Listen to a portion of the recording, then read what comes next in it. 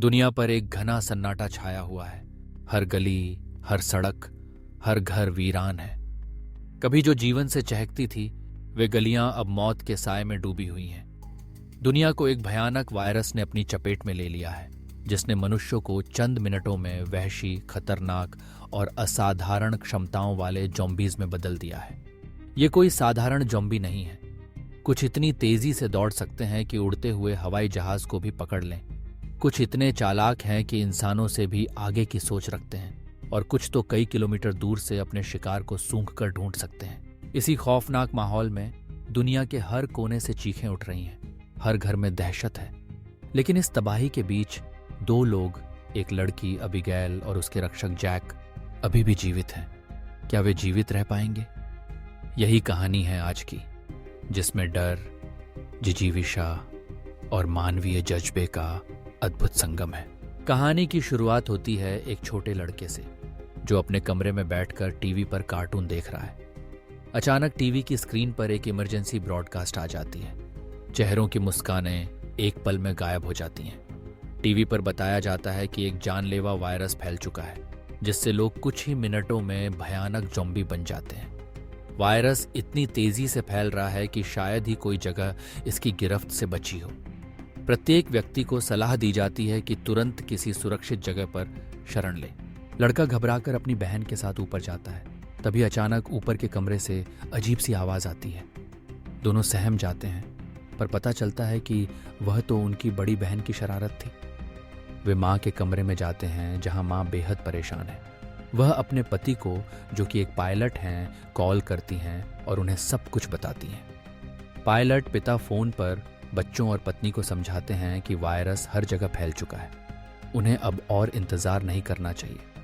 वह बच्चों को दिलासा देते हैं, अपनी कलाई पर पहना भाग्यशाली ब्रेसलेट दिखाते हैं, जिसे उनकी बेटी अबीगैल ने उनके लिए बनाया था। माँ जल्दी जल्दी जरूरी सामान समेटती हैं।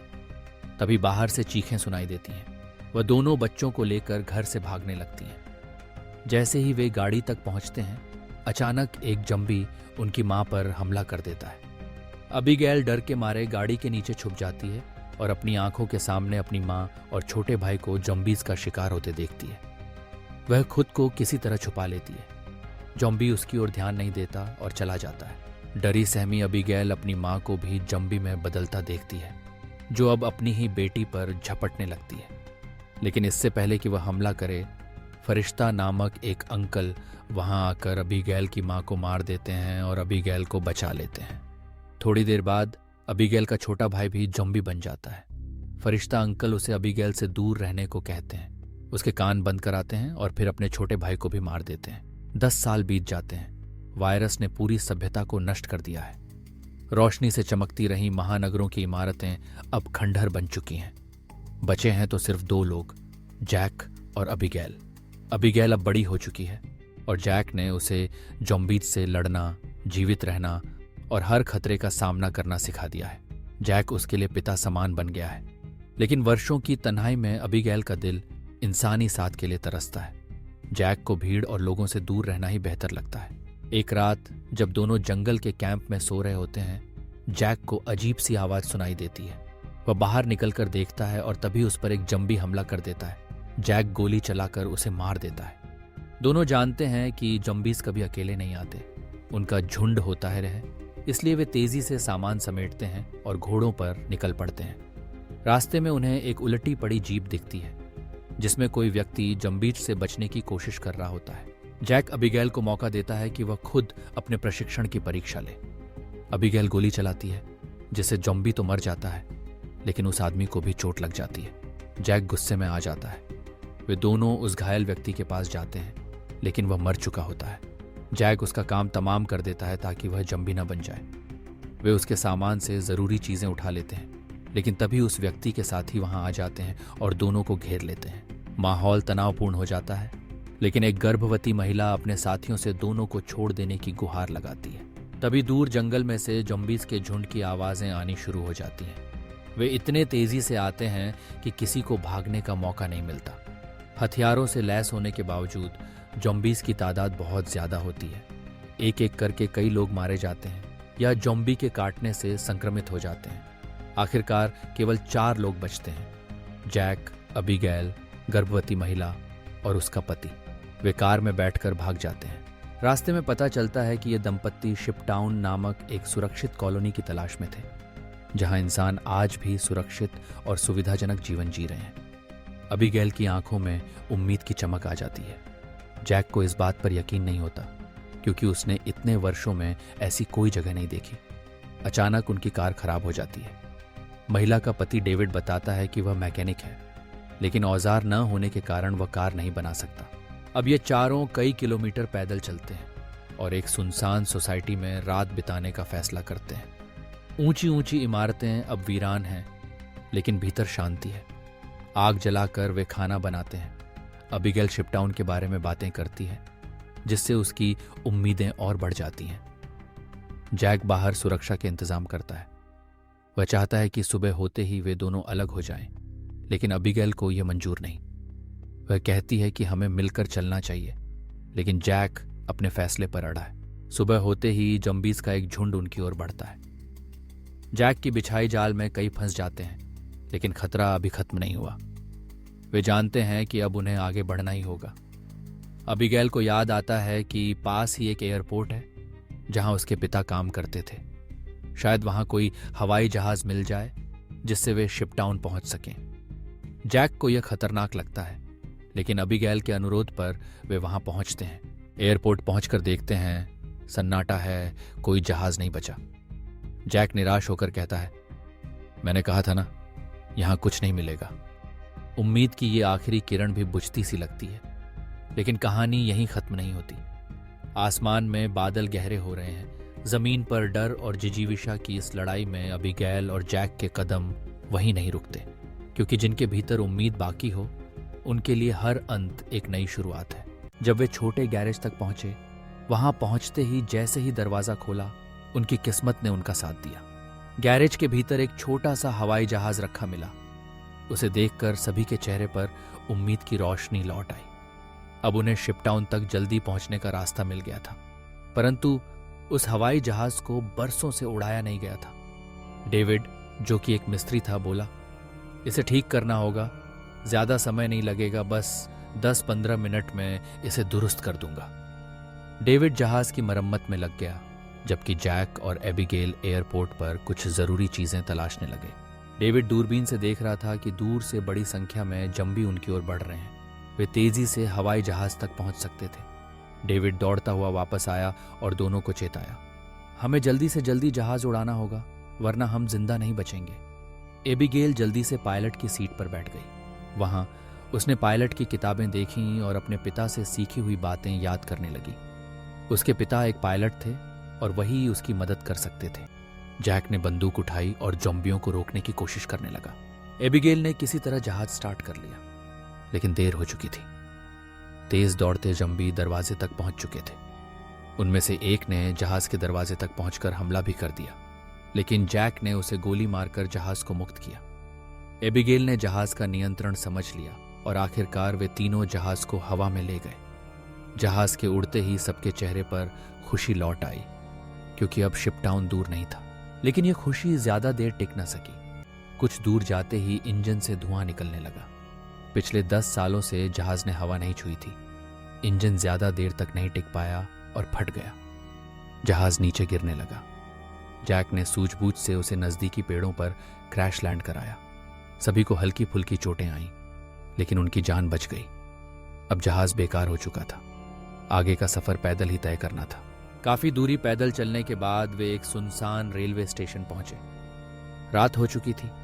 चारों तरफ नजर दौड़ाई, कोई ज़ॉम्बी नहीं दिखा तो उन्होंने वहीं रुकने का निश्चय किया। उन्होंने नक्शे पर अपनी स्थिति देखी। शिपटाउन अब सिर्फ 2 दिन की दूरी पर था। उस गर्भवती महिला ने जैक के पास आकर उसका धन्यवाद किया। अगर आप नहीं होते तो हम यहां तक कभी न पहुंचते। जैक की आंखों में भी संवेदना जागी और उसने मेगन को अपनी कहानी सुनाई। 10 साल पहले जब ज़ॉम्बी वायरस फैला, उसे सबसे पहले अपनी ही पत्नी को मारना पड़ा, क्योंकि वह उसे काटने आ रही थी। तभी से उसके भीतर का इंसान हर रोज मरता जा रहा था। अब उसकी दुनिया में सिर्फ एबिगेल बची थी, जिसे वह किसी भी कीमत पर बचाना चाहता था। जैक ने मेगन से कहा, अब मेरा इरादा बदल गया है, पहले मैं तुम्हें शिपटाउन पहुंचाऊंगा। यह सुनकर मेगन बेहद खुश हुई। दूसरी ओर मेगन का पति डेविड एक कोने में अपने सिर पर बंदूक ताने बैठा था। दरअसल उसके पैर में ज़ॉम्बी ने काट लिया था, लेकिन घाव छोटा था, इसलिए वायरस धीरे धीरे फैल रहा था। डेविड ने ठान लिया था कि वह अपनी पत्नी को शिपटाउन पहुंचाएगा और खुद को उससे दूर कर लेगा। अगली सुबह चारों फिर से निकल पड़े। रास्ते में जैक को डेविड का व्यवहार अजीब लगा। उसने डेविड को अलग ले जाकर उसकी चोट देखी। ज़ॉम्बी के काटने का निशान साफ था। जैक ने कहा, या तो खुद को मार लो या मैं तुम्हें मारूंगा। डेविड ने भरोसा दिलाया, मैं किसी को नुकसान नहीं पहुंचाऊंगा, अगर ऐसी नौबत आई तो खुद को मार लूंगा। जैक ने उसे जाने दिया। रास्ते में रात हो गई और आगे एक घर दिखा। जैक ने बंदूक निकाली और आगे बढ़ा। अचानक तेज रोशनी चमकी और एक स्पीकर से आवाज आई, अपने हथियार नीचे डाल दो वरना गोली मार दूंगा। अब वे समझ गए कि घर के अंदर कोई है। एबिगेल आगे बढ़कर बोली, हमारा मकसद नुकसान पहुंचाना नहीं है, हमें बस थोड़ी मदद चाहिए। घर का मालिक बाहर आया और बोला, मैं आपको खाना और रात रुकने की जगह दूंगा, लेकिन शर्त है कि अपने सारे हथियार बाहर छोड़ दो। हथियार बाहर छोड़कर वे घर के भीतर गए। घर का मालिक एक वैज्ञानिक था जो अकेला रहता था। उसने उन्हें स्वादिष्ट खाना दिया। सब हैरान थे, बहुत दिनों बाद इतना अच्छा खाना मिला था। खाने के बाद वैज्ञानिक ने उन्हें ड्रिंक्स भी दी। सब थोड़ी राहत की सांस ले रहे थे, पर वैज्ञानिक की बातें अजीब लगने लगीं। वह बोला, यह वायरस भयानक है, लेकिन इससे मानवता में उन्नति भी हुई है। कमजोर नष्ट हो गए, मजबूत ज़ॉम्बी बन गए। अब ज़ॉम्बियों को दुनिया पर राज करना चाहिए। सारी बातें सुनकर चारों असहज हो गए। डेविड की हालत बिगड़ने लगी। वह बाथरूम में गया और शीशे में देखा कि उसके शरीर में वायरस पूरी तरह फैल चुका है। जब वह वापस लौटा तो देखा कि जैक और बाकी सब बेहोश थे। वैज्ञानिक ने उनके ड्रिंक्स में बेहोशी की दवा मिला दी थी। डेविड ने गुस्से में वैज्ञानिक पर हमला किया, लेकिन वैज्ञानिक ने अपने हाथ में मौजूद एक डिवाइस का बटन दबा दिया। अचानक डेविड बहुत कमजोर हो गया और जमीन पर गिर पड़ा। वैज्ञानिक बोला, मैंने सालों की मेहनत से यह डिवाइस बनाया जिससे मैं किसी भी ज़ॉम्बी को नियंत्रित कर सकता हूं। अब मैं दुनिया का राजा बन सकता हूं। डेविड बेहोश हो गया। जब उसे होश आया, उसने देखा कि वह और उसके साथी बंधे हुए थे। वैज्ञानिक उन सब पर प्रयोग करने वाला था।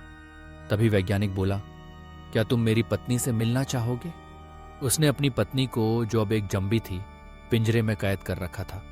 वह इंसानों को पकड़कर अपनी पत्नी को खिलाता था। डिवाइस भी उसने अपनी पत्नी पर प्रयोग करते हुए बनाया था। जैसे ही वैज्ञानिक ने पिंजरे का दरवाजा खोला, उसकी पत्नी ने सबसे पहले उसी पर हमला किया, लेकिन वैज्ञानिक ने डिवाइस से उसे नियंत्रित कर लिया और चारों की ओर भेज दिया। वह ज़ॉम्बी पत्नी उन पर झपटी, लेकिन जैक ने उसे लात मारकर पीछे धकेला। इसी बीच डेविड ने अपनी पूरी ताकत से रस्सी तोड़ दी और अपने साथियों को भी आजाद कर दिया। खतरा महसूस होते ही वैज्ञानिक भाग गया। चारों जल्दी जल्दी बाहर निकले। बाहर उन्हें वैज्ञानिक की कार मिली, जिसमें वे चारों बैठकर जंगल की ओर निकल पड़े। लेकिन वैज्ञानिक ने हार नहीं मानी। उसने अपने डिवाइस की मदद से ज़ॉम्बियों के झुंड को नियंत्रित कर उनके पीछे भेज दिया। जैक ने कार की रफ्तार बढ़ाई और ज़ॉम्बियों को पीछे छोड़ दिया, लेकिन आगे रास्ता बंद था। पैदल चलने के अलावा कोई रास्ता नहीं बचा था। थोड़ी दूर चलने पर फिर ज़ॉम्बी उनके करीब आ गए। डेविड ने जान लिया कि उसके पास ज्यादा समय नहीं है, वह कभी भी ज़ॉम्बी में बदल सकता है। उसने अपने साथियों से कहा, तुम लोग आगे बढ़ो, मैं पीछे रहकर इन ज़ॉम्बियों को रोकूंगा। धुंध से घिरी एक दुनिया में जहां हर कोना मौत के साए से भारी है, एक पिता का दिल अपने अपूर्ण सपने, अपने आने वाले बच्चे के भविष्य और एक असाधारण साहस के बीच झूलता है। डेविड अपने जीवन साथी की आंखों में छुपी चिंता को पढ़ते हुए हर बार यही कहता है, तुम्हें हमारे बच्चे के लिए जीना है। मैं ये सब उसी के लिए कर रहा हूं, तुम्हारे लिए कर रहा हूं।